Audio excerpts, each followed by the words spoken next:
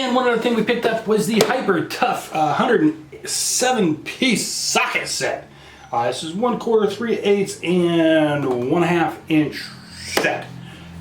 Actually pretty cool. Also got it from Walmart. The Walmart store I was at didn't have the set I wanted, so I settled. It's okay, I'm pretty happy with it anyway. Except opening up, you gotta make sure you open up the right way. So you got this foam pad in here, don't lose that. That's gonna keep some of these pieces in. As you can see in this set, we got a lot of, two socket wrenches. You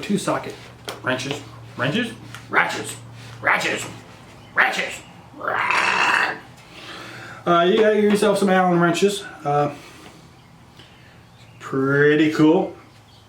You have yourself some sockets, which run of the mill anyway.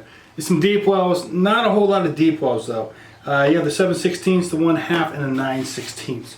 So not really a good set. You also have some more Allen wrenches. I'm sorry, hex keys, of which I don't know. One's metric, black ones are metric. These are imperial. So whatever. Then you got more sockets, of course, and then some bits. So not really, anything spectacular, but it is cool. It is cool. Yes, it is. And while we're at it, it didn't come with very many deep sockets, so deep wells. So we did pick up their Hyper Tough deep well set, which just goes from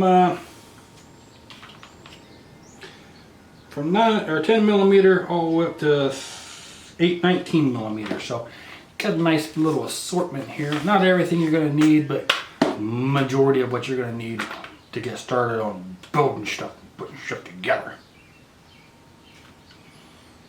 I'll put the link for these down below in the description if you want to check them out. They're actually pretty cool, pretty solid, and they do the job. I've used these for a couple weeks now. Not a problem with them. I mean, really, they're pretty solid. Bye.